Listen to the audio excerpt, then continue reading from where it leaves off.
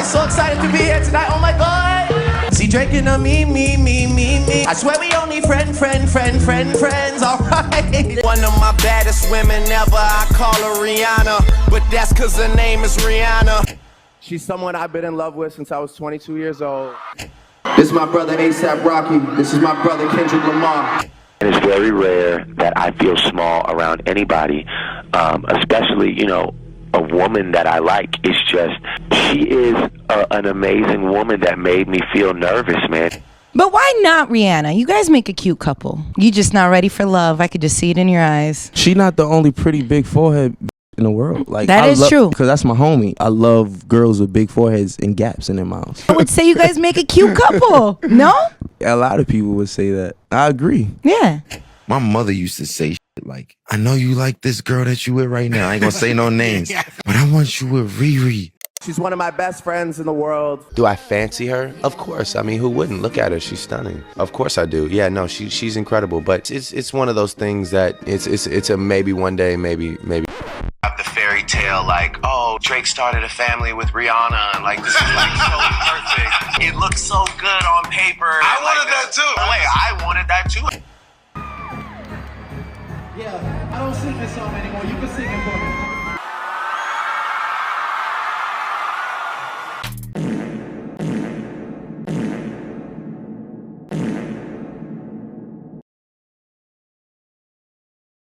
Lawbreeze and Gentlegrams, in today's episode of Lawbreeze in Gentleland, 10 years removed from Rihanna's rejected Romeo planting his last duck lip kiss that Rihanna dodged by an inch, A$AP now lives with her with like 6 kids. You'd think after all this time the Toronto Taylor Swift would settle down with his own damsel. But no, he's still out here tied to Rihanna's heel like a sandal. The scandal's getting drastic, with Snackadiddler pressing Rocky and A$AP's not holding back. He wants Drake to stop the harassment of Rihanna. So let's unpack it. This massive mess is tragic for Drake. So drop a like and subscribe if he should sue Rihanna for his heartbreak. I study Rapaholics for a living. Now, Lawbreeze and Gentlegrams, we all remember what's approaching 2 years ago but feels like yesterday. The event that shook hip-hop and shook Drake's wallet after he had to chuck out millions of dollars for lawyers to sue over what will probably go down as the most historic rap beef of all time. I study rap battles for a living. One that spread legs far beyond just Drake and Kendrick, far beyond the Super Bowl or the Grammys or Drake's sexcapades in the courtroom. No, it led various issues to poke their heads out, mainly between Drake and some of the biggest players within the industry. From the Weeknd and Drake trading shots on record to then allegedly maybe trading shots at each other's houses. Large police presence outside of the home of Drake after reports of an overnight shooting in the area. Police have confirmed to City News that the person injured is not Drake. Of course, we know J. Cole stepped in with a diss track of his own and then deleted it. Rick Ross also stepped in with a diss track aimed at Drake. There's the name of the Aubrey album, White Man. It's probably A minor. This hip-hop civil war also gave us the answers as to why Metro Boomin and Drake stopped collaborating back in 2022. He did some stuff. A couple parts was cool, but like I just felt like it just really wasn't no room. Do y'all think there's ever been anyone who's told Drake, I think the song's done? Not that I know. In the history of music.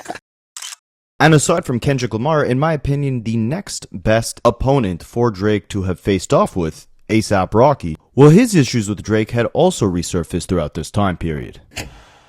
Call up Pluto, Metro, should've put me on the first one. Now, at the time, with all these different individuals, former collaborators of Drake, now taking shots at him, many people wondered where a lot of these beefs stemmed from. Once the dust settled over the next few years, we did get a couple answers. You guys can check out link in the description. I did a whole breakdown as to why Metro Boomin and Drake originally started beefing. Young Thug had exposed it in a jail phone call where allegedly Drake had been very insensitive when Metro Boomin lost his mother and tried to press Metro to hurry up and make some beats during this period of grief, and basically tried to steal a song from Metro Boomin to put it on his own album.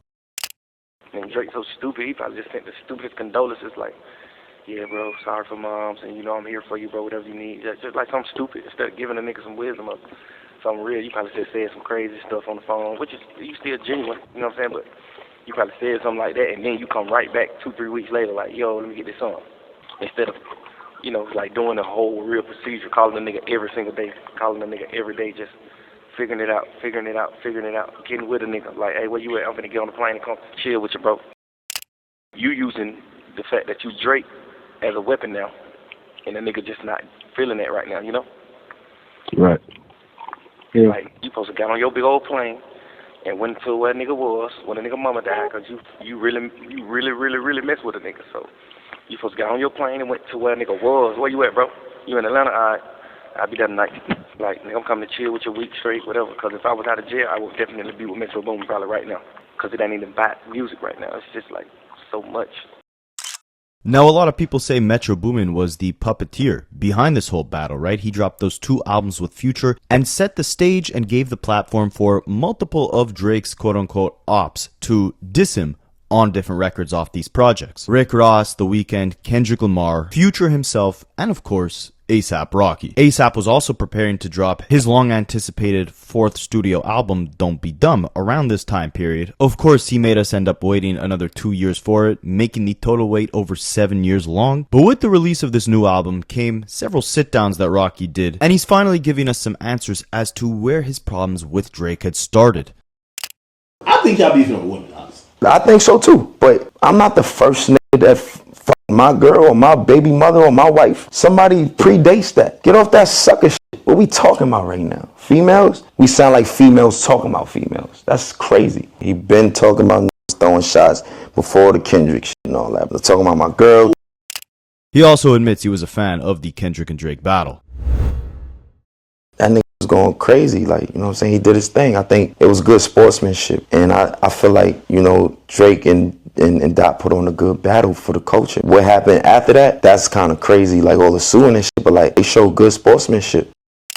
Now, you guys probably know the famous expression, there's always 3 sides to a story. Your truth, my truth, and then the real truth somewhere in the middle. And what's in the middle of this story is obviously a woman who both these 2 men have much admiration for. One of them currently has 3 children with her, and the other one has a nearly 3-decade-long obsession with her. So it made sense that when A$AP Rocky finally admitted to Akademiks that his long-standing issue with Drake is all because of Rihanna, Drake's team would later call Akademiks and give his side of the story. Drake is like side stage while he's watching his Yams Day. He flew out there to perform. For whatever reason, I think him and his people believe it's because Rihanna's there and Rocky or whatever Rihanna. They don't have him perform. Cool with Drake Rihanna's kind of there. And Rocky, the idea and the thought to come to Yams Day. Rihanna acknowledges even to Drake. He says supposedly, you're supposed to perform in the building. And Rihanna acknowledges Drake was supposed to touch the stage. I get it. Here, I don't know if it's not permitted to touch the stage. This is what I'm hearing from the man. Or he's not given the opportunity to touch the stage. Now, I'm being honest with this. This is word from the mandem.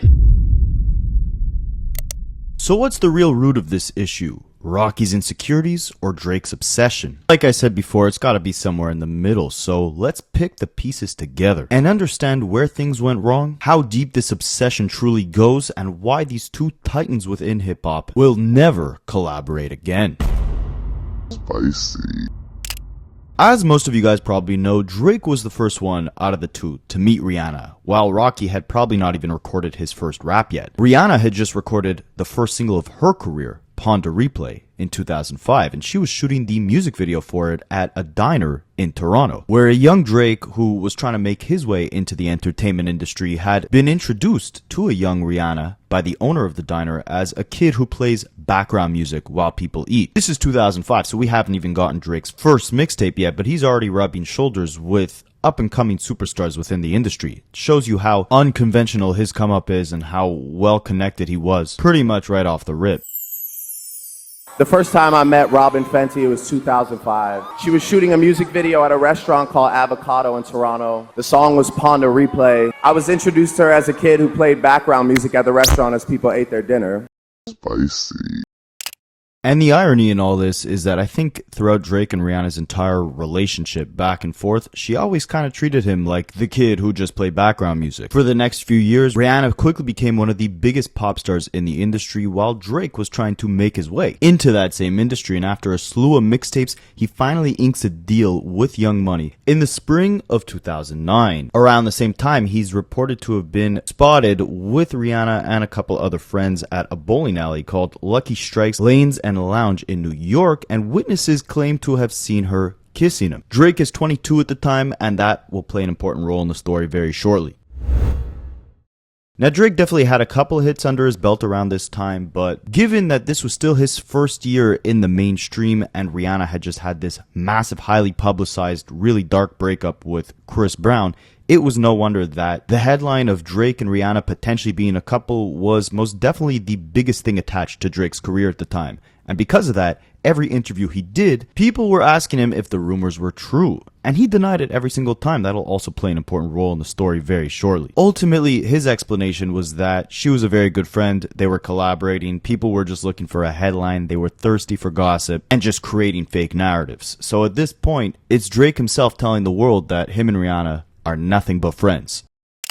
I have to ask, were you dating Rihanna? No, I wasn't. I've never been dating Rihanna, but I know Rihanna. And you guys hang out? We have.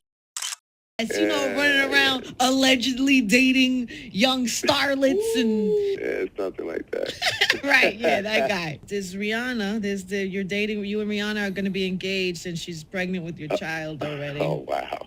That's a lot. You guys are eloping after the concert. During the concert, you're going to leave the concert early to go to on Vegas. Stage, that's the way we're proposing. Nah, I mean, you know, she's great, man. She's great. She's a great person, and you know, I mean, everybody needs friends. I gotta ask the questions just because they're coming out, man. What's up with you and Rihanna? Nothing. life is good, man. So remember now, the last man that Rihanna had confirmed to be dating was Chris Brown. The irony is that Drake, obviously just signing to Lil Wayne's record label, he was out on tour with Lil Wayne, but he had suffered a knee injury and left the tour. And on the first day that Drake was absent from that tour, in Virginia Beach, Chris Brown makes his first public appearance at a live show since his incident with Rihanna. And ironically, it was to replace Drake at this Lil Wayne show. Make some noise for my Chris Breezy in this. Also, make some noise for my Drake who fucking said fuck a few shows ago, but y'all keep him in his prayers. I said make some noise for my Drake, y'all. Now, just under a year later, by the summer of 2010, Rihanna had done an interview where she said that she had a lot of Drake in her iPod at the time. She thought he was one of the illest lyricists in the game by that point in time. What's in your iPod when you travel? Right now, I'm listening to Drake, Jay-Z, Kings of Leon, Kesha. Are we going to see you work with Drake? I hope so, because he's really, really talented, and I think he's one of the illest lyricists out there.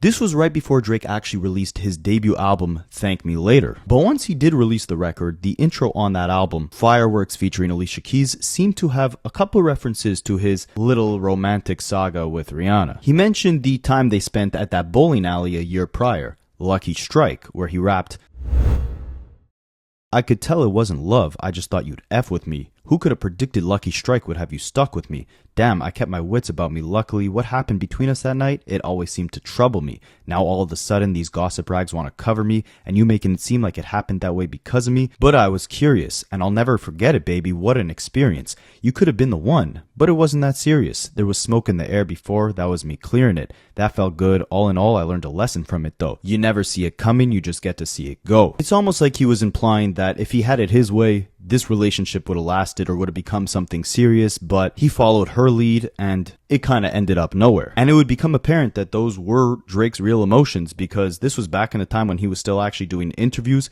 reflecting and speaking on the music he was creating. So in promotion of the album, his debut, he sat down with the New York Times and he actually discussed the lyrics that he had for Rihanna on that Fireworks record.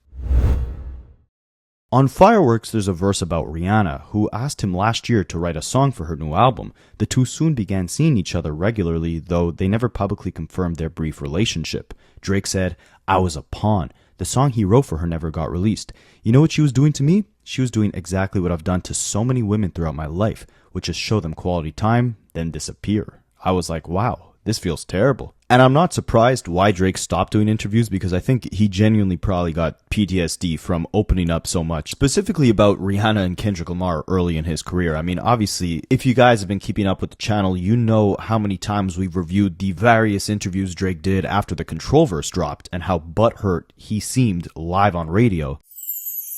Control, the record, people still banging it, man. Where is Drake at with Control? I'm probably like as done as like the rest of the world is with that record. Like I think it came and it went. Spicy. But it was the same thing with Rihanna. It was almost like he couldn't control just like pouring his heart out to the public about how much he loved her and about how much she just didn't reciprocate the same type of emotion or motive that he had for their relationship. He did another interview with MTV later that year in 2010 where he opened up about the fact that he was just kind of overwhelmed by her beauty and her talent and how she did him like he's done a lot of girls in his past, and he wasn't used to that feeling where he was almost carried away by the feelings that he had towards her, the feelings that she didn't reciprocate back. It's very rare that I feel small around anybody, especially, you know, a woman that I like. It's just, I am in a confident position right now.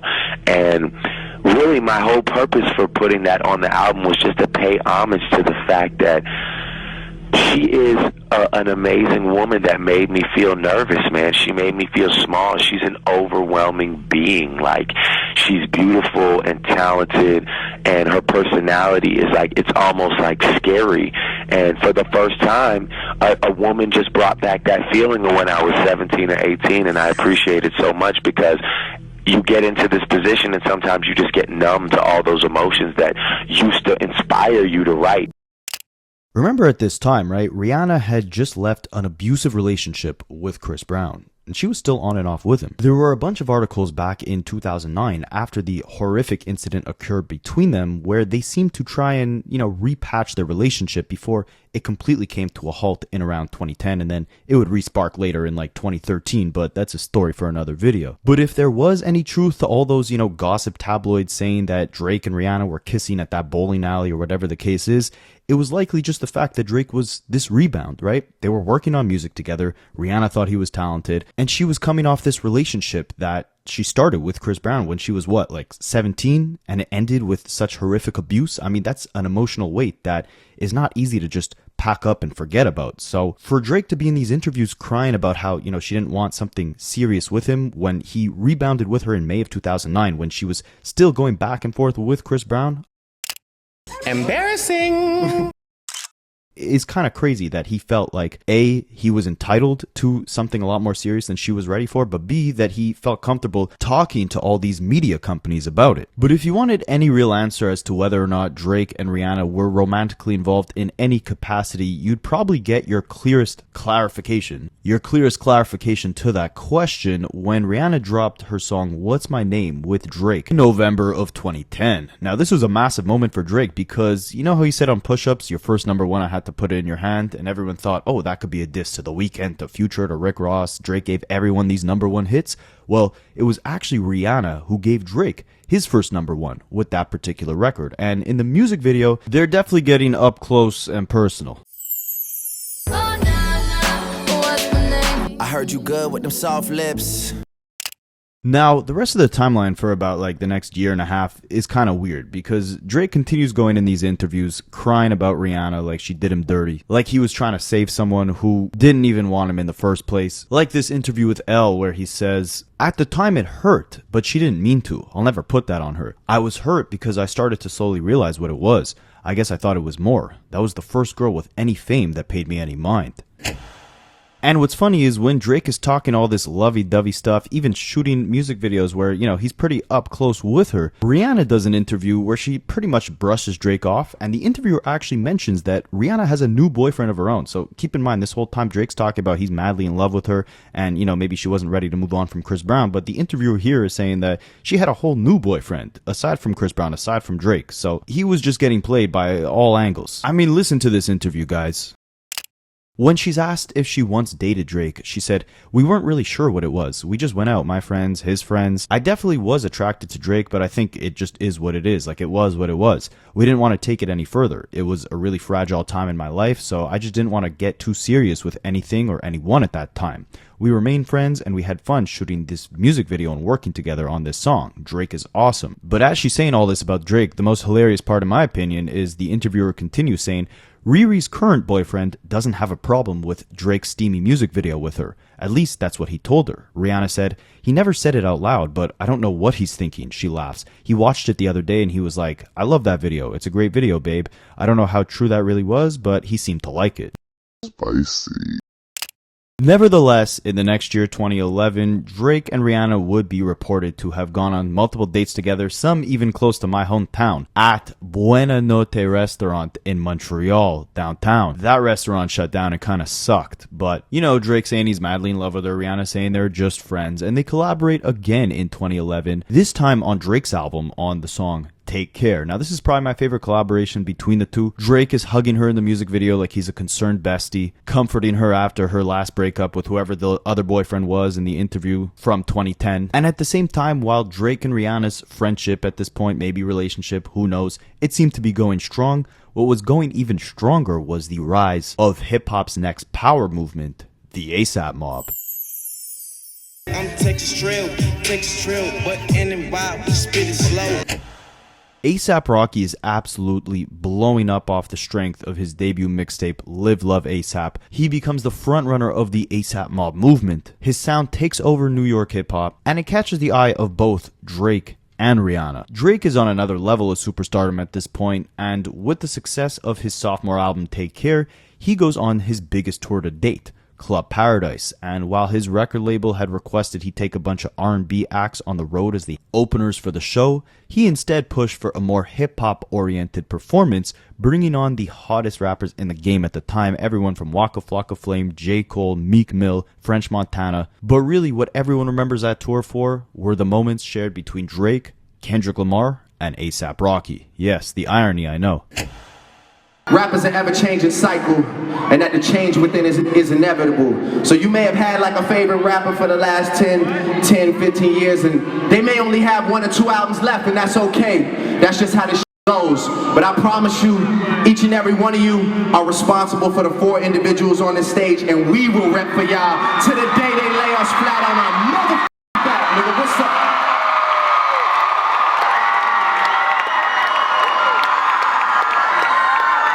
Like I said, this is my brother ASAP Rocky. This is my brother Kendrick Lamar. This is my brother Chasing Cash. We all ask you just one favor. Y'all keep working on being the beautiful people that you are, and we're gonna keep giving you this music that you love so much.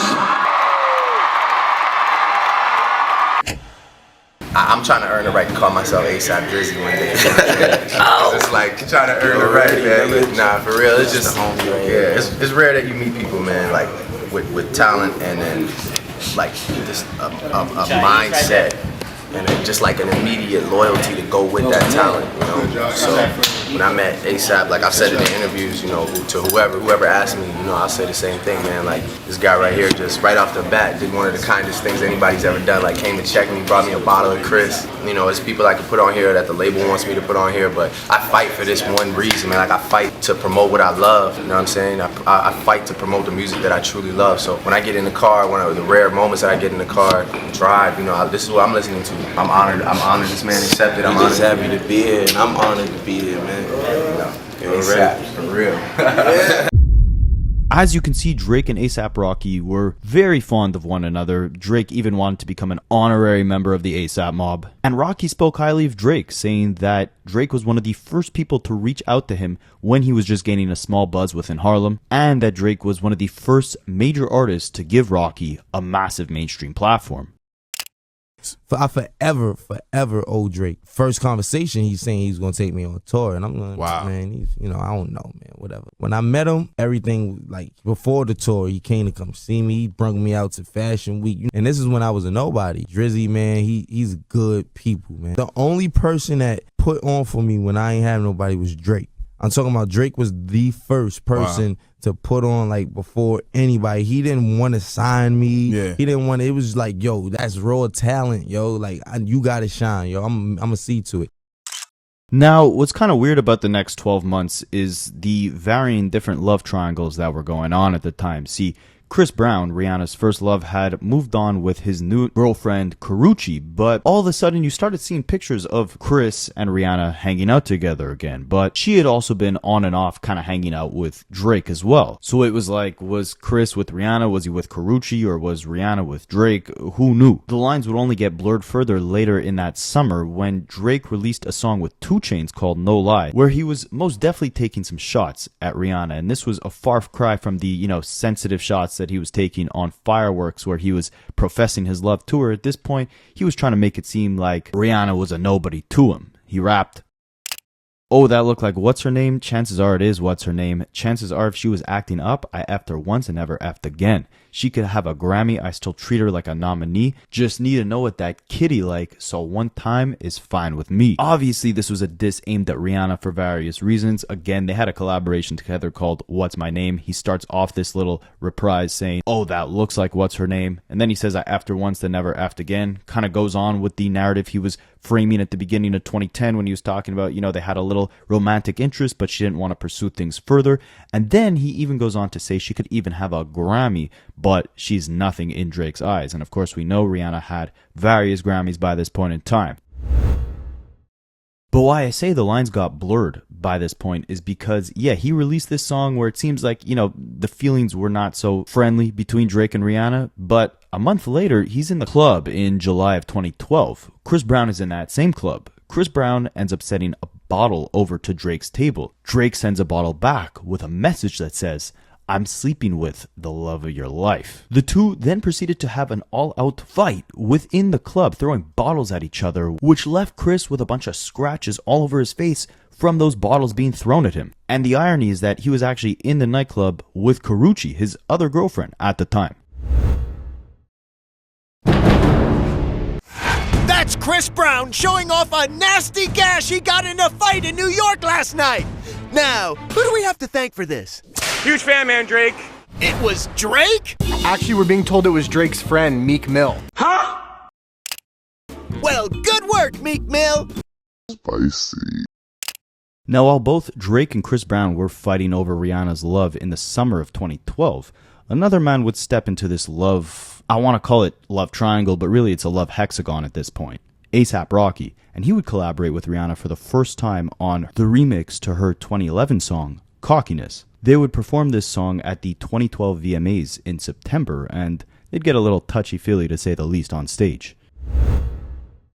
A month later, Rihanna would release her next album, Unapologetic, where she'd feature Chris Brown on the song Nobody's Business, where they would essentially sing about having love for each other and not letting the world judge their complicated relationship. And at this point in time, it seems like Drake is pretty much out of the picture, but he does end up doing a couple more interviews in true Drake fashion, professing his love to Rihanna. I believe this is the first time we saw the UK accent Drake emerge, where he says he fancies her, and he hopes that one day, maybe it works with her, but maybe it won't. Who knows? I love her and support her unconditionally, and I like to think that she feels the same way. And still fancy her though? Do I fancy her? Of course. I mean, who wouldn't? Look at her. She's stunning. Of course I do. Yeah, no, she's incredible. But it's one of those things that it's a maybe one day, maybe. Now, even though Drake was fighting Chris Brown in the club over Rihanna, A$AP Rocky, getting a little friendly with her on stage didn't seem to bother Drake because they still went on to collaborate a couple times. Drake and A$AP Rocky released their first and final, I believe, track together called Effin' Problems with, ironically, Kendrick Lamar as well. This was really A$AP Rocky's breakout massive top 10 mainstream hit, his first one. And it led him to release his debut album, Long Live A$AP, where he also featured the song Fashion Killa, which had a music video co-starring none other than Rihanna, who was playing A$AP's love interest. Simultaneously, Drake is still hung up on his beef with Chris Brown over Rihanna, doing an interview with Elliot Wilson where he talks about the fact that Chris's love of his life ended up in Drake's lap. He treated her with respect, and that's why she's not, quote-unquote, talking down on his name. Chris Brown's running around doing press and like your name comes up. For the media and like for any media outlet that listens to this interview, like don't ask me shit about that man when I come up there. You know what I mean? Like, and leave that man alone, you know? Stop preying on his insecurities, man. Because, you know, his insecurities are the fact that I make better music than him, that I'm more popping than him, and that at one point in life, you know what I'm saying, the woman that he loves fell into my lap. I did what a real nigga would do and treated her with respect. So she's not up there talking down on me. You know what I'm saying? Mm-hmm. And all those things combined, you know, create an individual that comes up to your radio station and is just gonna, you know, do dumb shit. We have an issue and it's either gonna drag out or maybe in 10 years we'll laugh about it over drinks, but just let us solve that shit. Cause it's not me and Kendrick. It's not me and Hov. It's not you in Common. It's not even you in Common. Yeah, you're not gonna get anything out of it. Like, nobody, I don't want to hear that man rap. You know what I'm saying? Nobody wants to hear me rap against him. I'm gonna, you know, like, I really do this shit. Like, that's not, you're not even gonna get anything out of it.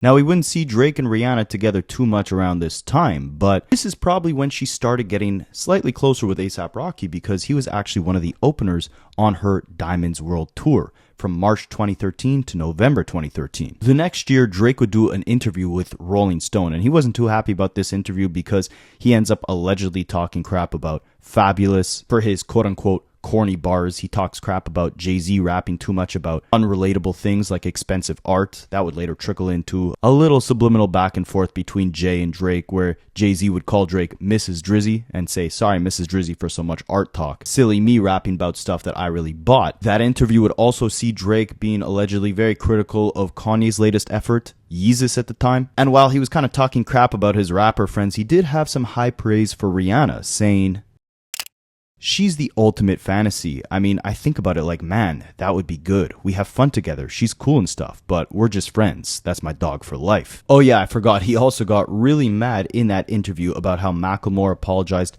just to Kendrick Lamar for winning the Grammy that year for Best Rap Album of the Year. Because if you guys don't remember, this is 2013. It's Kendrick for Good Kid, Mad City, Drake, Nothing Was the Same, Magna Carta, Holy Grail by Jay-Z, and Yeezus by Kanye West, along with Macklemore's album that year, that were all nominated for Grammy's Rap Album of the Year category.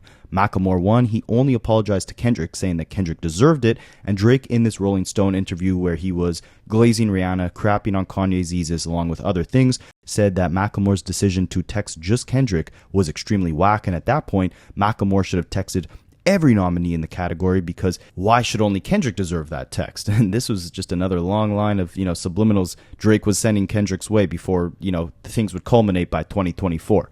Anyways, I say all that to say Drake was not happy with anything said in that Rolling Stones interview, and to make things worse, Philip Seymour Hoffman had passed away around that time, so instead of giving Drake the cover, which is really why he did the interview in the first place, they ended up replacing Drake's cover with Philip Seymour Hoffman, but still running that interview.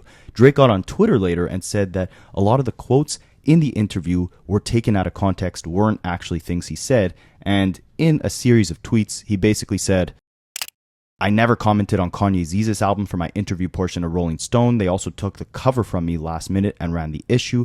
I'm disgusted with that. The press is evil. I'm done doing interviews for magazines. I just want to give my music to the people. That's the only way my message gets across accurately. And if you notice, I mean, this is February 2014. We rarely ever saw Drake sit down for a real formal interview ever again by this point in his career. But a month after these angry tweets came out, what also came out in the tabloids was Drake being spotted with Rihanna on some sort of night out at Tramp nightclub, March 27th, 2014. Now you might think Drake and Rihanna at this point are back together. Chris Brown's out of the picture, A$AP's out of the picture, but just a year later, Rihanna would do an interview with Vanity Fair 2015, and she would say that her last real boyfriend was Chris Brown, completely dissolving any idea of her and Drake having a relationship. When it comes to made-up stories, Rihanna knows whereof she speaks. Despite all those rumors of sexual liaisons, Rihanna says her last real official boyfriend was Chris Brown, when they briefly got back together 3 years after his arrest for assaulting her in 2009. Despite this, though, it's obvious that her and Drake had been friends, right? They had been out several times in 2014. Funny enough, with Aaron Paul from Breaking Bad even saying that Drake had got Rihanna so obsessed with the show Breaking Bad that when she met Aaron Paul, she actually jumped out of the car to meet him. And this is where Drake's nickname for Rihanna, Fring, had actually been conceived. Fring is a character in Breaking Bad, and I guess Drake had got her obsessed with the show. And while she might have been obsessed with Breaking Bad, Drake was definitely obsessed with his breaking relationship with Rihanna, because the next year in 2015, he would actually open up a restaurant in Toronto and name it Fring. I mean, to me, this is when the, like, weird obsession kind of started kicking in. Like, I get it, you guys are friends and all, but she's out here in interviews saying you're not her boyfriend, but you're naming restaurants after her. It screams like a desperate attempt at trying to hold on to an idea of a relationship that doesn't even really exist at this point. Embarrassing. Now, guys, here's where it gets interesting, all right? Because if you want a masterclass at how to do PR properly, how to speak on your private relationships in public forums, take no better note than what A$AP Rocky had to say about his relationship with Rihanna in 2015. Remember, Rocky in 2015 is like 2-3 years into his like big mainstream career. This is like the equivalent to Drake in 2012. Remember what we reviewed about Drake in interviews talking about Rihanna in 2012. How much he was professing his love to her in these public interviews when she definitely wasn't reciprocating it, right? And that's okay, it definitely happens, but there's a time and place to be discussing that. I don't think a public interview is the right place to be, you know, Marvin's rooming your way through your relationships. And I think A$AP Rocky would definitely agree, because in 2015, he's asked, you know, why him and Rihanna never took things to the next level, even though there was some chemistry, some flirtatiousness going on in the Fashion Killer music video, in their VMA performance, etc. And Rocky ultimately brushed it off to say Rihanna's his friend. Rihanna's someone who he had a lot of love for. But as for why things never worked out between them, it's just because it didn't happen that way. And I mean, he did also say that he had a 9-woman slumber party, let's just call it that, in one night. So at this point in time, maybe Rocky's just not ready for a serious relationship, right? But the way he spoke on Rihanna here would kind of foreshadow a lot. The Rihanna lyrics. What Rihanna lyrics? Apparently, that's what the lyrics people think you're talking about when you're talking about pretty big forehead. She not the only pretty big forehead bitch in the world. Like that is true. She could tell you that I love, because that's my homie, and I love girls with big foreheads and gaps in their mouths. But why not Rihanna? You guys make a cute couple. You just not ready for love. I could just see it in your eyes. You're too young, Rocky. You out here, man. You guys are. Look, I would say you guys make a cute couple. No. A lot of people would say that. I agree. Yeah. I make a cute couple with a lot of pretty girls. Why not cross over more than just a homie? Why not just say, you know what, let's just do it? Because that never happened. Yeah. If it happened, it'll happen. Then it would have happened. We didn't do that. You never know, man. I mean, nah, man. I don't know. Yeah. You never know.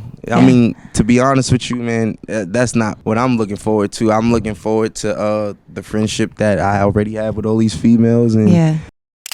And in an interview in 2026, he would finally admit that throughout all these years when Rihanna was just his friend, his mom was the one encouraging him to pursue her romantically and try and bring their relationship to another level. Rocky says that at the time he was aware Rihanna was kind of doing her own thing, so he was never really pursuing it that seriously, but he thanks his mother for having that instinct and acknowledging that a mother's intuition is always the strongest.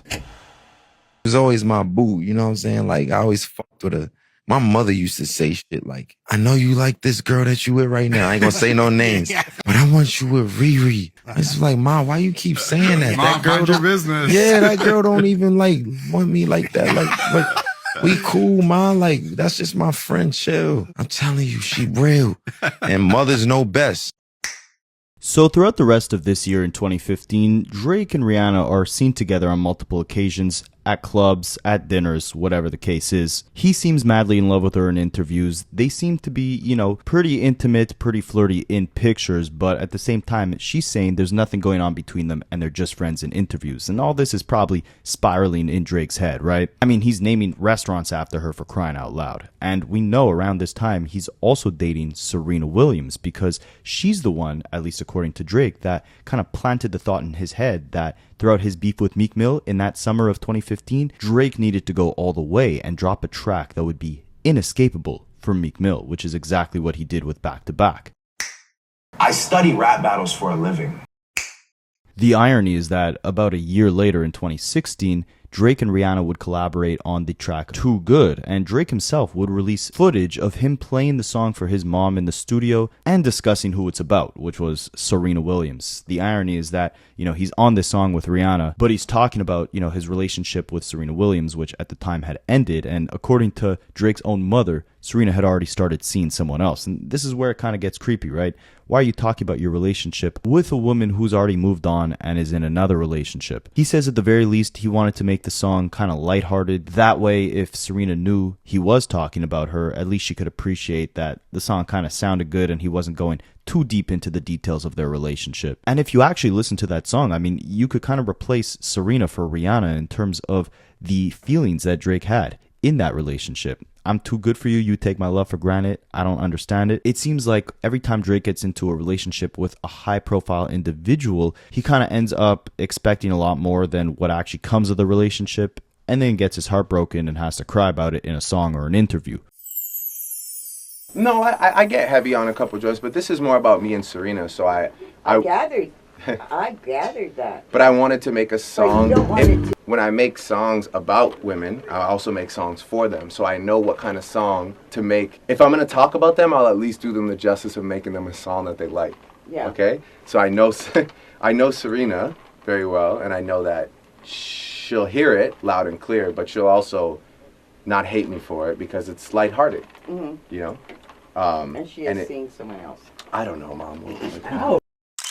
After releasing this Views album, Drake would also release 4 p.m. in Calabasas, where he would reflect on taking A$AP Rocky and Kendrick Lamar out on the road with him on that Club Paradise tour when his label was encouraging him to instead take some R&B acts, chalking it up to trying to make the right decisions while the world's watching, still showing Kendrick and Rocky some love. He also showed Rihanna a lot of love because they teamed up for another #1 hit with the 2016 song Work. Now, this was a song written in the OVO sweatshop by PARTYNEXTDOOR, gifted to Rihanna. The same thing with Wild Thoughts the year after, written by PARTYNEXTDOOR, given to Rihanna, and Drake had a verse on that Work song. And of course, in the music video, they're dancing, they're a little flirty, but again, it's really only Drake who, in the public eye, tries to make it seem like that flirtatiousness was anything more than just, two friends sometimes being a little more than friends. I mean, she's not claiming him publicly in any interview. For the 10-15 years that they were, romantically linked in the media, she never claimed him. It was always Drake. On the song Hype off his 2016 album Views, he rapped, "Don't you see Riri right next to me?" On the week that album released, Drake made an appearance at SNL and did a little impression of Rihanna. I'm so excited to be here tonight, oh my god! See Drake and me. I swear we only friends, alright? Later that summer, she would make an appearance at Drake's OVO Fest, and Drake would make another wild statement insinuating that the relationship was a lot more than just friendship, saying that she showed out for 2 nights of OVO Fest, so they might have to go half on a baby.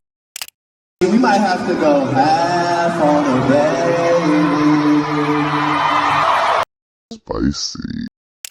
So as you can see, all these times, it's really just Drake that's trying to paint the picture that something serious is going on. And don't get me wrong, it's definitely tough. We've probably all been there when, you're kind of tiptoeing the border of the friend zone. Maybe you like the other person a lot more than they like you, or they just see you as something different at that time. And sometimes it can feel like there's a spark there, but in reality, that person is probably just using you as a distraction, or maybe just values your friendship. It's tough, but it's how you handle those situations that shows the type of character you are. And Drake would not stop trying to prove to the world that him and Rihanna were something more than just friends with some chemistry. I think no better physical representation of this was displayed than in that same year of 2016 when Drake presented Rihanna with the Michael Jackson Vanguard Award at the MTV VMAs. Now, this is a massive reward, right? So for him to make the entire speech about how in love he was with Rihanna and then tries to go in for the kiss at the end, and she just dabs when he says this is someone he's been in love with for the past 6 years since he was 22, it's sad. And remember, like I said earlier in this video, he was 22 in 2009 when they first went to that bowling alley, when she was still on and off kind of with Chris Brown, just getting over that relationship. And for those 6 years, it seems like Drake never fully got the message that Rihanna was probably never on the same type of timing that Drake was on. But most of all, we love the woman who hasn't changed since day one. She's someone I've been in love with since I was 22 years old. She's one of my best friends in the world. All my adult life, I've looked up to her even though she's younger than me.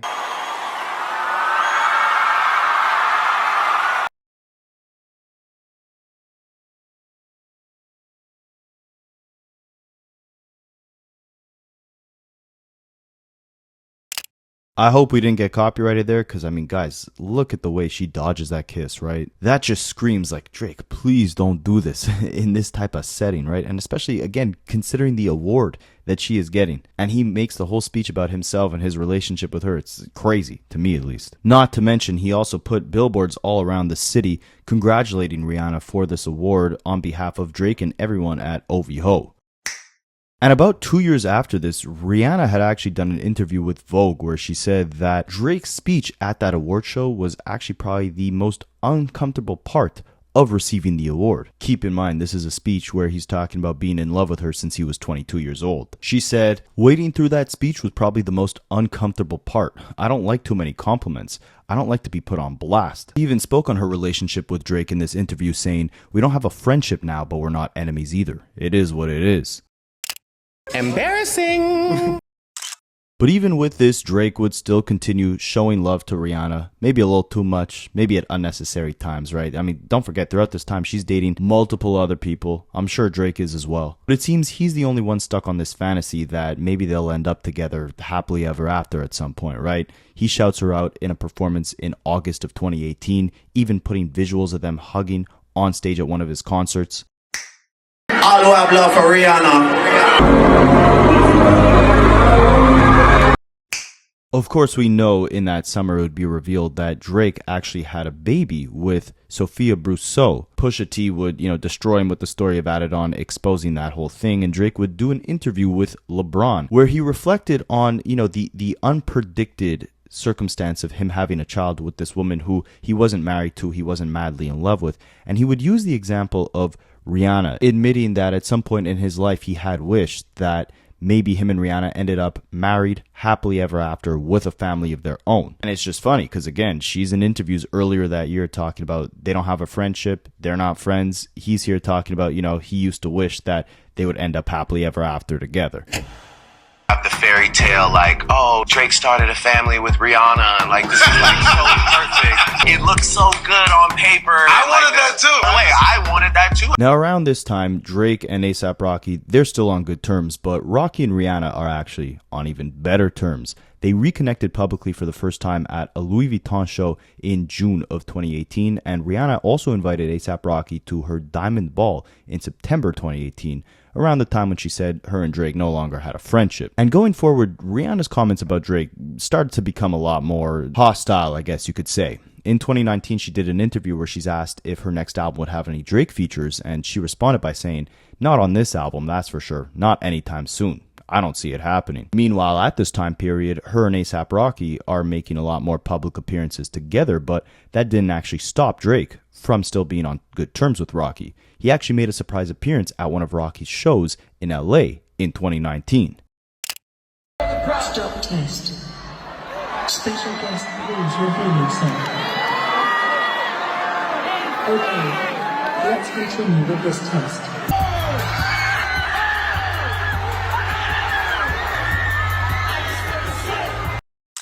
And for a short period of time, it seemed like Drake had kind of moved on of the idea that him and Rihanna would have that fairy tale happy ending together. He even ended up reconnecting with Chris Brown for, in my opinion, one of the best Drake collaborations we've ever gotten with the song No Guidance. Maybe that's my Chris Brown bias, I don't know, but they did that song, it became a smash, and they even ended up doing a music video together where the whole premise of it was kind of insinuating that, their rivalry was just, a battle of egos, essentially. What did that ego stem from? Well, you guys probably know, right? And later that year, Drake would even do an interview talking about the collaboration, saying that for a while, they couldn't really get in the right place to lock in on a track together because both of them were tied romantically to Rihanna, even though Rihanna never publicly claimed Drake. But he did say at the end, they have both moved on. She is no longer in either of their lives, so now felt like the right time to finally connect on the music side of things between Drake and Chris Brown.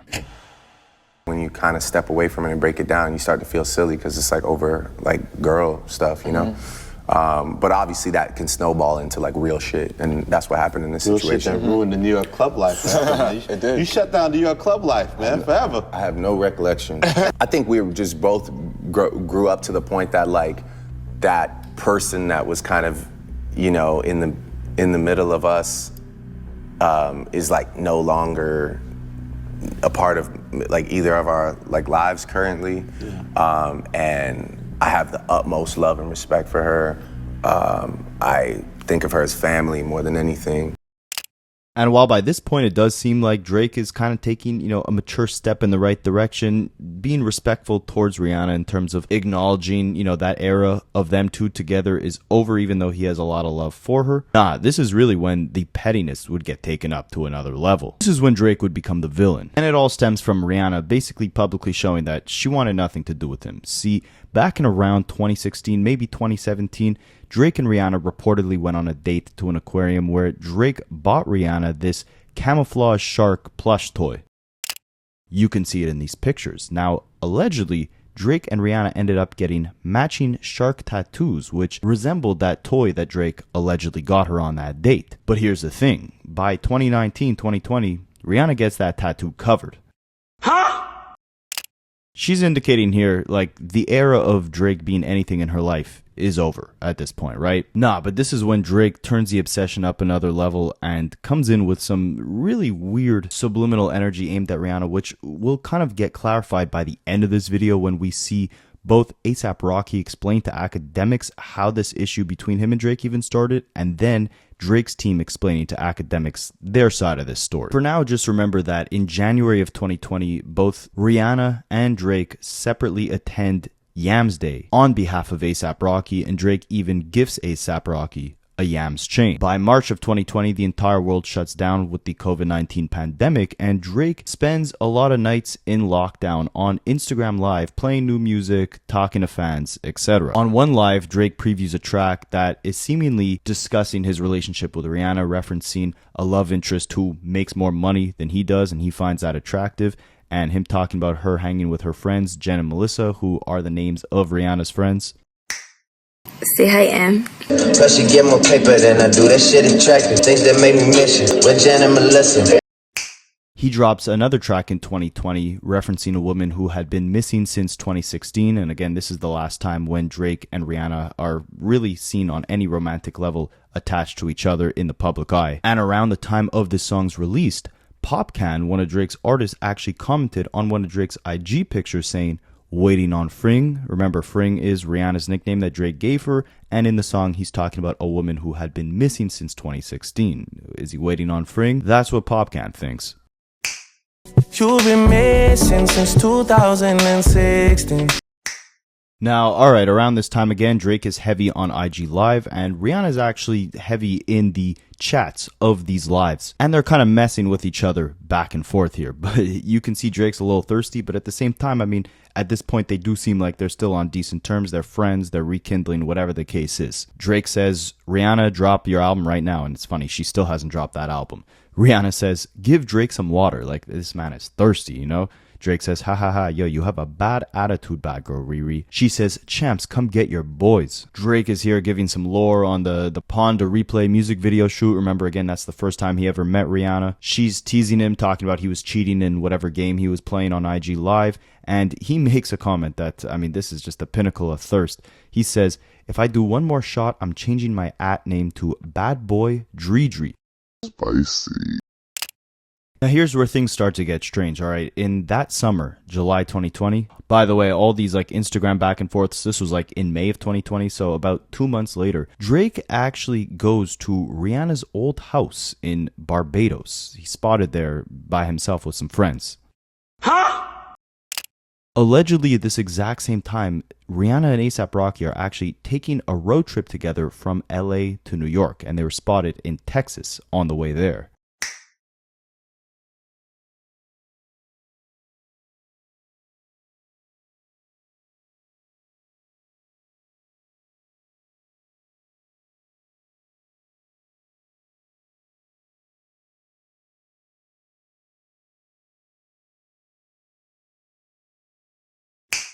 So Drake's at Rihanna's childhood home while Rihanna is out on a road trip with A$AP Rocky. All right, let's take a detour from the chronological timeline to actually kind of take a look at what's going on today. So again, A$AP Rocky sat down with Akademiks. That we're going to look at later because he explains kind of his side of the story of where things went wrong between him and Drake and how it all stemmed from Drake's jealousy of Rocky and Rihanna. But then Drake's team had contacted Akademiks and said that it really stemmed from Rocky inviting both Rihanna and Drake to Yams Day, with Drake allegedly supposed to have been performing. And what they told Akademiks is that essentially how this issue all started is because Rocky knew Rihanna was at this event. He knew about Rihanna's past with Drake. He was insecure and he didn't want Drake to take the stage at basically his own show and outshine Rocky while Rihanna was watching. And allegedly what Drake's team tells Akademiks is that Rihanna was in the crowd asking Drake why he wasn't performing, and then she said it's probably because A$AP was insecure. Take a look at what Akademiks said, and it'll play an important role in the shots that Drake takes in later years that you wouldn't even have caught that this was about Rihanna, but this is how like obsessed he was with this particular scenario. But again, this is Drake's side of the story. They said everything was cool with Drake and A$AP up until Rocky invites Drake to come to Yams Day, which he clearly did. You see him here, picture. Supposedly, who's also in the building is Rihanna. Drake was supposed to touch the stage. I don't know if it's not permitted to touch the stage or he's not given the opportunity to touch the stage. Now, I'm being honest with this. This is word from the mandem. They're saying Drake is like side stage while he's watching his Yams Day. He flew out there to perform. For whatever reason, I think him and his people believe it's because Rihanna's there and Rocky or whatever Rihanna, they don't have him perform. Rihanna's kind of there. And the idea and the thought, they're saying Rihanna acknowledges even to Drake. He says, yo, damn, you're supposed to perform. And Rihanna acknowledges saying, yo, I get it. You're not going to perform because it's insecure dude. This is what I'm hearing from the mandem. I'm going to be honest, okay? I ain't made this up. Okay, so allegedly A$AP Rocky is insecure about Drake outshining him on that stage during Yams Day when Rihanna's watching, so he doesn't have Drake perform. Drake is there like, what am I even doing at this event? And that's how this whole back and forth started, according to Drake. Now, why this kind of doesn't make sense is because the year after, in 2021, they were actually all seen partying together. Drake had hosted events at Delilah nightclub in LA. You probably remember that name because on Family Matters, he was talking about going to Delilah with all of his ice. No one was going to rob him. Delilah's a club in LA, and of course, that's Kendrick's hometown. But as you can see here, in April of 2021, Drake hosts an event at Delilah nightclub. He's there, but so is Rihanna, but she's there with A$AP Rocky. 2 months later, Drake's team hosts another event at Delilah nightclub. Rihanna is there, but Drake wasn't actually there. He was in the studio that night with Metro Boomin, as you could see here, on the date June 7th, 2021. Now, what's ironic about this whole thing, remember how I said earlier in this video, Metro and Drake's beef started because Drake laid a verse on the song Trance, Metro's song featuring Young Thug and Travis. Drake then wanted to use the song for his album Honestly Nevermind. That album came out about a week after Metro lost his mother, and Drake was very insensitive about trying to take the song when Metro was still grieving the loss of his mother, and that spiraled into their whole beef, which led Metro Boomin to actually take Drake's verse off of that song. Well, they likely recorded that verse together in the studio on this very same night when fans were trying to speculate that Drake was at this nightclub with Rihanna when he never was. But why I say Drake's whole story of, Rocky getting jealous at Yams Day and that's how these issues started doesn't really make sense is because that was in 2020, right? That Yams Day, that was January 2020. By April of 2021, Drake is at the same party as A$AP Rocky and Rihanna, and there's no issue. They're all partying together. So how could the issue have started in 2020 when you're still partying with A$AP and Rihanna by 2021? Now, 2021 is the year that Rihanna and A$AP Rocky would officially, publicly announce their relationship, and this is when the subliminals from Drake would get more and more deranged. First, it starts on the song Effing Fans, which was on Drake's 2021 album Certified Lover Boy. He raps, Hard for me to justify the women I was into, especially when the whole entire world wished they had you. I mean, who else could that be aside from Rihanna? One of the most desirable women in the industry. Then he reflects on the fact that he had a kid when he didn't plan to, and he suspects that Rihanna was probably shocked when she heard the news. But this is where it gets interesting. You have lines like, "I know you're not happy, girl, everybody know. Could see it in your boyfriend's eyes at the show. Don't tell me let it go, I'm a letting go pro." Remember that Drake's recap of the events and how he and A$AP Rocky started beefing is because he went to Yams Day. He was supposed to perform. A$AP Rocky didn't invite him up on stage, and Rihanna had told Drake that it's because he was insecure. Here in this song, a year later, Drake is talking about how she's not happy with her new boyfriend, and you could see it in her boyfriend's eyes at the show. The insecurity at that Yams Day show is likely what Drake's referring to, and he ends the verse off by saying, "We're both getting rich, but the trust getting broke. Cover up a lot, can't cover up your soul." Obviously, you know, Drake and Rihanna, both rich individuals, but remember earlier in this video, I told you it was around this time when she starts getting a little more serious with A$AP Rocky that she officially covers up her matching tattoo with Drake. And here he is rapping, "Cover up a lot, can't cover up your soul." Now, years later, Drake would drop a bunch of random footage throughout all different periods of his career. And in one video, it's footage of Drake recording and listening back to this very same song in a studio in Barbados, Rihanna's hometown. You remember when he was there, right? In July of 2020, when he visited her actual childhood home when she was allegedly on a vacation with A$AP Rocky. That was just months after that A$AP Yams concert, and here Drake is recording a song in Rihanna's hometown discussing the fact that she's not happy with A$AP Rocky, and he could see it in Rocky's eyes at the show, the boyfriend's eyes at the show. By 2022, A$AP Rocky and Rihanna announced that they're officially expecting their first child together, and this is a clip of Drake allegedly on the day that they announced that they're expecting their first child. It's Drake on his phone for just an instant.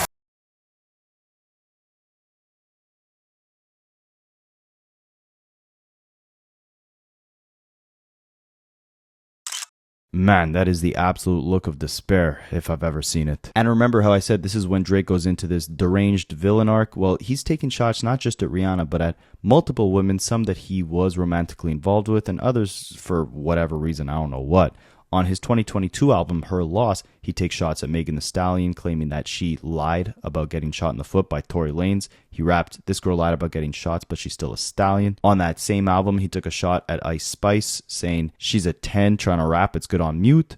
And he also took a shot at Serena Williams' husband, saying, "Serena, your husband's a goofy." And by the time his next album rolled around, For All the Dogs, it was now Rocky and Rihanna's turn to feel Drake's wrath. On the song Another Late Night, he took a shot at A$AP Rocky, rapping, "I ain't Pretty Flocko, this stuff gets really rocky." Pretty Flocko obviously being the nickname of A$AP Rocky.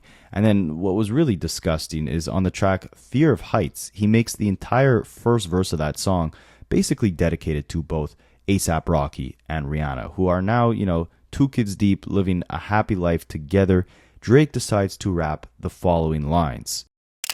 "Why they make it seem like I'm still hung up on you? That could never be. Y'all can't run me, better him than me. Better it's not me, I'm anti, I'm anti." Remember, the name of Rihanna's last album at this point was Anti, and obviously her Instagram handle was Bad Gal Riri. And Drake isn't saying, you know, girl can't run me, he's saying gal can't run me. But this is where it gets gross. He talks about, you know, the sex life of whoever this is, and 99% chance it's Rihanna, saying, "Yeah, the sex was average with you, I'm anti because I had it with you. Yeah, I'm anti like your daddy's sister, anti like a family picture, and I had way badder B's than you, TBH." We know this is a shot at Rihanna because she also has a song on that Anti album called Sex With Me, where she says, "Sex with me so amazing." Here on this song, Drake is saying the sex was average with you. And he's saying that A$AP Rocky can't leave the relationship and Rihanna wears the pants in it. That man, he's still with you, he can't leave you. Y'all go on vacation, I bet it's antiques. He releases merch for this album and takes another shot at A$AP Rocky as well, pretty much just copying his merch. A year after this, Drake would go on tour for that For All the Dogs album, and whenever, for whatever reason, he played the song Work, he wouldn't actually sing it, but would let the crowd know that he doesn't perform this song anymore and the crowd can sing it for him, obviously because this was the last time when he, in his own mind, was romantically linked to Rihanna. Yeah, I don't sing this song anymore. You can sing it for me. Now here's where A$AP Rocky fights back. Alright, so obviously as you guys know, Metro Boomin puts together those two projects with Future where a bunch of Drake's ops are featured on the projects. That's where Kendrick drops the verse, F the big three, it's just big me. That was on the first album, which caused, a massive stir within the industry. Everyone was waiting for Drake's response. But by the time the second album dropped, A$AP Rocky was a feature on it, and he rapped, "Call up Pluto Metro, they should have put me on the first one." Basically trying to say, like, I couldn't wait to get my get back on this guy. You guys were, dissing him on these albums. You should have put me on the first one. I shouldn't have had to wait till the second one. Rocky continues rapping, "Guys swear their girl's the baddest, I just bagged a worse one." Obviously a callback to the fact that on Fear of Heights, Drake rapped, "The sex was average with you and I had way badder B's than you, TBH. Rocky is saying he bagged the worst B, the baddest B. Then he continues rapping saying, "Guys are in their feelings over women, what, you're hurt or something? I smashed before you birthed, son. Flacco hit it first, son." And this is where he drops the bombshell that essentially Rocky had actually slept with Drake's baby mama before Drake had ever conceived a child with her. Drake would flip these lines on his diss track Family Matters, where of course he aims not just at Kendrick but also at Rocky himself, Rick Ross, Future, Metro, etc. And Drake raps specifically at A$AP Rocky saying, "Rocky's talking crap again, mad cause you hit my BM first, my baby mama first, do the math who I was hitting then," implying that while A$AP Rocky was in a relationship with Drake's now baby mama, Drake at the time was sleeping with Rihanna. And I'm not gonna lie, honestly, of all the, extra heads aside from Kendrick, I think Drake went at Rocky, the hardest. With these set of bars, it's nothing crazy deep or intricate, but he was talking some facts over here. He said, "I didn't even know you rap still because they're only talking about your fit again," aka your outfit, because Rocky was more known at the time for fashion than he was for rapping. And then he says, "You probably have to have a kid again before you think of dropping any stuff again." Smoking Fenny talking about they should have put you on the first one, trying to get it in. Fenny is the name of Rihanna's billion-dollar company, and it's also short for fentanyl. Basically, Drake was saying, "Rocky, you must have been high thinking that you should have been on that first Metro Boomin album, Coming at Me." Then he references Rihanna directly, saying, "Ask Fring if it's a good idea the next time you cuddled in that bed again. She'll even tell you leave the boy alone before you get your head split again." Remember, Fring is Drake's old nickname to Rihanna based off Breaking Bad, and A$AP Rocky had got a cut on his head, and he was wearing a lot of scarves, I don't even know what they're called, babushkas, I think, on his face to try and cover it up. So here Drake is, making a little double entendre saying, before you get your head split again, this time lyrically, ask Fring, aka ask Rihanna next time you cuddle up in that bed if she thinks it's a good idea. She'll even tell you you'll get your head popped. And I mean, remember earlier in this video in like 2010, Rihanna was saying that Drake was one of her favorite lyricists. Maybe she would have told Rocky it's not such a good idea going at him. Rocky would clap back with a track of his own in promotion of his upcoming album Don't Be Dumb. The track was called Hijack, and on that record he ends every line saying, "Like That." Again, Like That is the song that kicked off this whole Drake beef. He also makes specific references to Drake saying, "Slept with your girl because she's like that. These guys want my wife bad. The people want my next track." We wouldn't hear much from Rocky because, he ended up delaying the album by an extra 2 years, but finally when we got it just a couple weeks ago, he put out another song on that record that was definitely taking aim at Drake, and Rocky even admits it. The song is called Stole Your Flow, and right off the rip, in the first few bars, Rocky's already taking shots. He raps, "You're just a sensitive guy, still in his feelings. You bit the image, my guy, I had to switch it." Remember that Drake, 3 years prior, stole A$AP Rocky's t-shirt idea for merch of his own, and Drake is obviously also a sensitive guy, so these lyrics apply. On the hook, Rocky raps, "First you stole my flow, so I stole your beat." This could be a shot at Drake, but it also could be a shot at Travis Scott, because Travis Scott had also been romantically linked to Rihanna in around 2015, and aside from that, who's the most known for biting Rocky's flow and his look? Obviously Travis Scott. Plus, in interviews when Rocky was asked if this was a song aimed at Drake, he said yes, but it was also named at, anyone who thought it applied to them. Now, later in the verse, Rocky rapped, "People getting BBLs, lucky we don't body shame." Obviously Drake, known by the nickname BBL Drizzy, accused to have, little liposuction done on his abs to make them look like Tetris blocks. Definitely a shot at Drake, and we get more shots at Drake on this track when Rocky rapped, "First you was my bro, P-word guy switched, turned into an op, F his block, he a B-word, might pull up to your crib, spin it like the rent, spend it like the time that you ain't spending with your kids." Now, of course, A$AP Rocky and Drake, like we saw earlier in this video, they at first were friends. They were bros. First you was my bro, then you switched, you turned into an op, And when he references, spend it like the time that you're not spending with your kids, that's in reference to the fact that basically everyone calls Drake a deadbeat father, right? He was hiding a child. What did Kendrick say on Euphoria? I got a son to raise, but you don't know nothing about that. Waking him up, know nothing about that. Funny enough, this was the one track that Rihanna had actually shared on her Instagram and her social medias to basically promote the album. She chose this song in particular. And ultimately, Rocky, in promotion of this album, would sit down with Akademiks to kind of review the album, even though I'm sure Akademiks did not even hear this album by the time he actually did this interview. But ultimately, he asks, where things went wrong between Drake and Rocky. And Rocky says it was probably over Rihanna. Remember, they both traded shots in terms of Rocky was saying, I, slept with your baby mama, you might have slept with mine, whatever the case is. In this interview, Rocky says, he doesn't actually care if Drake had been romantically involved with Rihanna. That was before Rocky was in the picture. And if he was going to get mad at every guy that slept with Rihanna, then what would she say about him, right? It would make for an unhealthy relationship. He has a pretty good mentality going into this thing. He was saying it was Drake that was upset at Rihanna and Rocky's relationship. It's completely normal ending. Bro, I think y'all beefing with women, honestly. I think so too, but I don't know. But it starts before Ricch. I don't know. Perhaps. I mean, you know what I'm saying? Like, listen, niggas know how I give it up before my girl. Nigga, I'll fuck your bitch. Like, that's what I was doing to niggas, respectfully. And maybe that might be it. That's why. Everybody do it to each other. What? That's player. Listen. So if we're going to talk, so you supposedly were romantically involved with his baby mama, right? Before then, and yeah, I think that's natural. Where someone's like, obviously probably it wasn't no malicious shit, but yeah, it gets a little odd there, right? Like where, yeah, you my man's, but like you may hit my BM, like it get a little odd. So that's what I'm saying. Nah, bro. Yo, listen.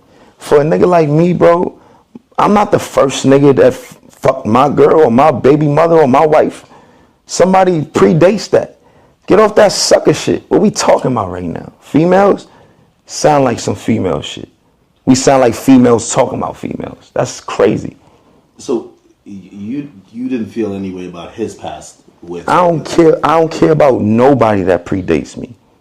Like nobody. That was before me. What the fuck I'm gonna do? Go back in the hands of time and rewrite history? Niggas be too insecure and dwelling on stupid shit. What the fuck that got to do with me? That's crazy. If that's the case, it'll be like, I don't want her mad at the whole world. If she like what we doing? Then Rocky goes on to, I'm so happy he did this, clown Akademiks for just being absolutely disgustingly biased towards anything Drake related. And ultimately Rocky says he doesn't understand where this thing started because, like we mentioned before, back in 2020, Drake actually came to Yams Day and got A$AP Rocky an A$AP Yams chain. He considered Drake a friend initially. Okay, but all right. So walk me down the timeline. Because I thought you were taking shots, like y'all both were taking like little subliminal shots. Man, nah, gangster. So he just mentions you. What song did he mention you on? Was it Push Ups or was it like the last one? I don't know. He been talking about niggas, bro. He been talking about niggas throwing shots before the Kendrick shit and all that, bro. Talking about a nigga broad, talking about my girl, talking about he just. Was there Heist before that? I don't even know what that is, but I'm just saying, like, is that the shit he was talking crazy? Yeah. He was talking crazy. You feel what I'm saying? It's just like this. So y'all must have a little subliminal. Every time I'm seeing, and maybe I'm giving him too much credit. And you probably are. Listen, I know how much you favoritize that nigga. You know what I'm saying? I ain't gonna lie. You got to get off that bias shit too, gangster. You be too biased. Nah, you not fair. Like, only time you fair is when the Henny in your system and you behind your computer desk. That's the only time. Other than that, you not fair all the time. But you my man, so I fucks with you. But look, like, keep it gangster with you, bro. 2020, where Drewski hosted the whole that nigga got me a Yams chain and like, yo, bro, like, like you my brother, like I still got the chain, I still cherish it. That's my, he remember Yams, you know what I mean? Like, he came to Yams Day, he was there, you feel me? Like, that's 2020, gangster. Like, me and Shorty was locked in. That's where everything is subsequent after that. That's where all the shots start happening. That's when I started seeing niggas saying funny shit. And you never did nothing. What, like shot at him? Yeah. Never. Because sometimes as rappers it might be like, oh, you trying to You trying to act like, oh, he got a one up on me. I'm fishing because I would don't have know to. anything. So that's I would have to be a sucker nigga to think like that. I don't move like that, bro. You can't see by that ain't my style, gangsta. I know it's kind of hard to tell now, but like, why I gotta do that for?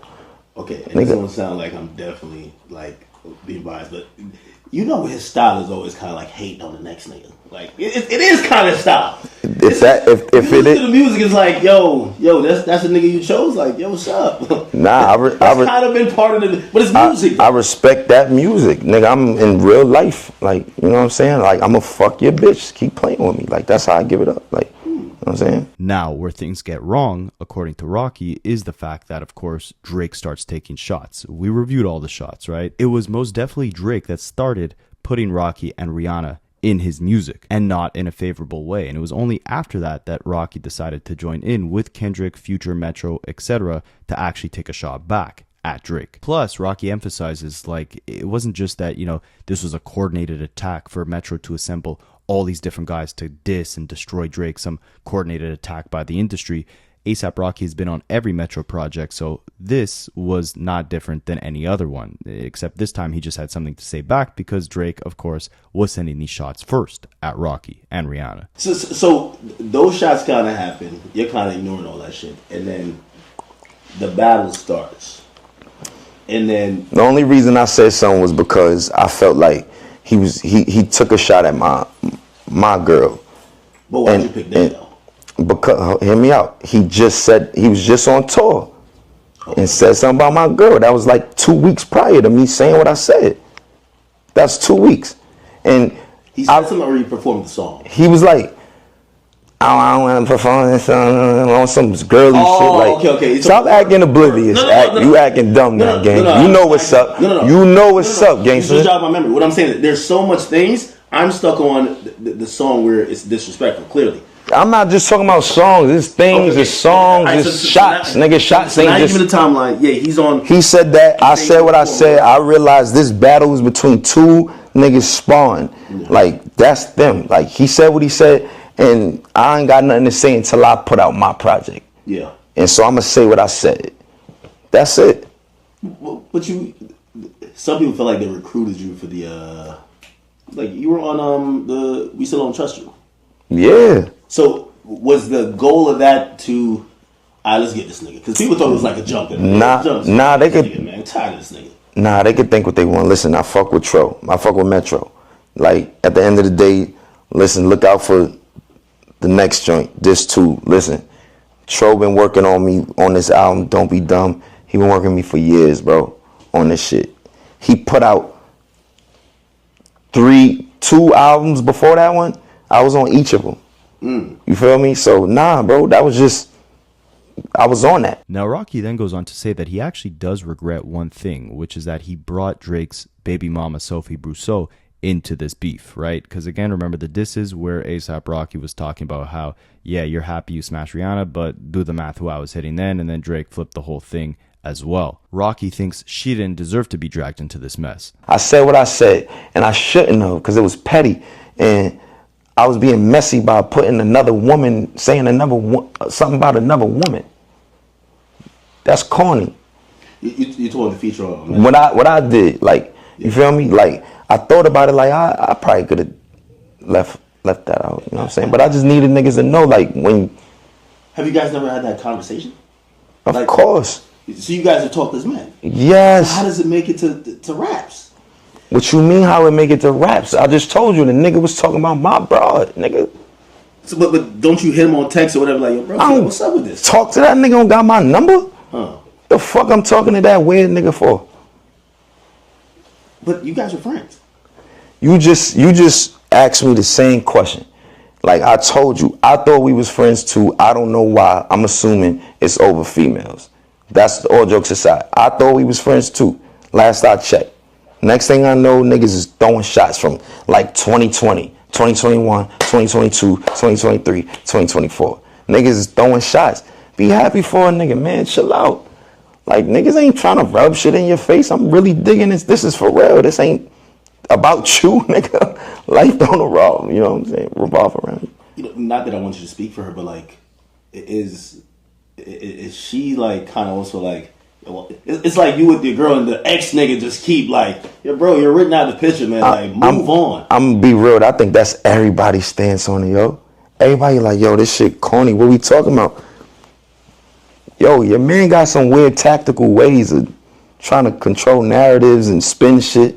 And if you a nigga that could see it, like for what it is, I try to see. Well, that's what I'm asking you, because like fans, we're looking at everything as good music, right? So like, if he's like being deliberate and he's doing some stuff, like maybe when you break it down, like we always admitted like Marvin's Room is like basically telling the chick like, yo, you could do better. Like that's not the thing that most men would do, but musically sounds fire, right? Marvin's Room, that's one. That's an old one. Yeah. But like, so his tactics versus how it comes across in music is like, you know, I'm gonna look from a fan perspective. So that's why it's just you as from the man perspective, because you're in it. I think from a man perspective, if I'm being 100, that nigga move like a female. Like, that's it. That's just my opinion. I take it or leave it. It's my 2 cents. You know what I'm saying? Like, I feel like it's crazy how, like, the nigga threw the nigga J. Cole under the bus. And why nigga, yo, you don't fuck with Cole? I fuck with that nigga. Stop playing. That nigga fire, bro. Listen. That nigga Cole fire, man. You could not drop a diss song and then delete it and apologize before the hearing. Wow. Yo. That's just wild. I'm telling you, if it wasn't for that, it's just that I don't know where you go from that. Yo, it's like popping it and then niggas challenge you a fight and you run away, and then the next week you're on the block talking even hotter shit. You like, yo, bro, pack it up. Like, yo. Yo, but so I can ask you something? Yeah. And as you could see here, A$AP Rocky says some real stuff, right? Like in terms of the way that Drake drags different people's significant others into his beefs, drags women into his diss songs. He doesn't move in the way a man should move, with honor and dignity. And it's hilarious that he brings up how Drake kind of abandoned J. Cole. That I kind of disagree with. Like, J. Cole can fight his own battle, right? He willingly chose to back out of that beef. If anything, Cole kind of screwed Drake over in that sense. But that's a story for another video, all right? Because this video ends with obviously what A$AP Rocky said here, in that Drake does not have his number. He does not speak to Drake. He has no desire to rekindle things or communicate through these issues. Ultimately, this was Drake having a 20-year obsession with a woman who now has 3 kids with A$AP Rocky. They're happily ever after, and Drake is happily dissing. So let me know what you guys think, and I'll catch you in the next one. I study Rapaholics for a living.